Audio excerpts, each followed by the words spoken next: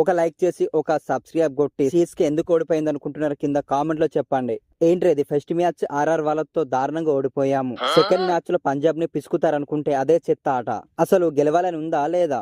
ఏం బాగాలేకపోతే ఏం చేస్తామన్నా, ఎంత ఆడినా ఊడిపోతున్నావు. నువ్వు కెప్టెన్ అని మర్చిపోయావా? 28 రన్స్ కొట్టి చేతులు ఎత్తేస్తావా? శుక్రవారం నేను ఉపవాసం ఉన్నా, దాని వల్ల కళ్ళు తిరిగాయి, అందుకే ఆడలేకపోయాను. అరే సంజు, మా జడ్డు ప్లేస్ నిన్ను తీసుకువచ్చి ఎంత నమ్ముకున్నాం రా. ఫస్ట్ మ్యాచ్ లో ఆడలేకపోయినా సెకండ్ మ్యాచ్ లో అన్న ఫామ్ కి వచ్చి పీకుతో అనుకుంటే 7 రన్స్ కి అవుట్ అయ్యావు. వెళ్ళి ఏసేసుకుని పడుకొని సిఎస్కి ని ఎలా ట్రోల్ చేస్తున్నారో వెళ్ళి రీల్స్ చూసుకోపో.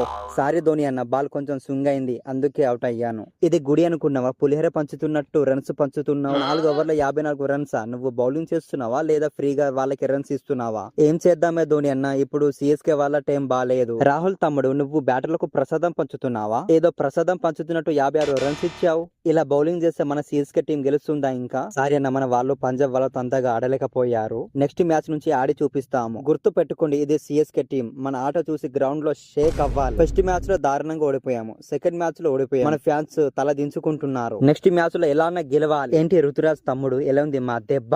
మొహం చూపించు ఒకసారి. 209 కొట్టినా ఎలా ఓడిపోయామని షాక్ అవుతున్నావా? ఏ బొక్క, ఏదో టైం బాగాలేక మా బౌలర్లు మంచిగా ఆడలేకపోయారు.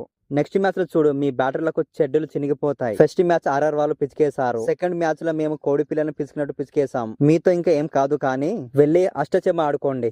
ఏదో 2 మ్యాచ్లు ఓడిపోయామని మాకు బౌలింగ్ బ్యాటింగ్ చేసే దమ్ము లేదనుకుంటున్నారా? మా రికార్డు తెలుసు కదా, ఒక్కసారి ఫామ్ కి వస్తే రికార్డులన్నీ తిరిగి రాసుకోవాల్సిందే. ఇది పెద్ద జోకు. సంజు ఏమో 7 రన్స్ కే వెళ్ళిపోతాడు, నువ్వేమో 28 రన్స్ కి ఆగిపోతావు. ఇలా ఆడితే కప్పు కొట్టడం పక్కకు పెట్టు, ఫైనల్ వెళ్ళడమే కష్టం అవుతుంది. అవును నిజం, మీ వల్ల ఇంకేం కాదు, కానీ వెళ్ళి ధోనిని పిలుచుకురండి. మాతో ఒక మ్యాచ్ గెలవంగానే ఏదో పొడిచినట్టు ఫీల్ అవుతున్నారు. గుర్తు పెట్టుకోండి, సింహం గాయపడిందంటే అది ముసలైందని కాదు, వేట ఇంకా భయంకరంగా ఉంటుందని అర్థం. దమ్ముంటే నెక్స్ట్ మ్యాచ్ లో చూసుకుందాం రా. ఆయుష్ తమ్ముడు 43 బాల్లో 73 రన్స్ చేశాడు. శివం దుబే 27 బాల్లో 45 రన్స్ చేశాడు. గెలవలేకపోయారు. సిఎస్కే ఎందుకు ఓడిపోయింది అనుకుంటున్నారు కింద కామెంట్ లో చెప్పండి.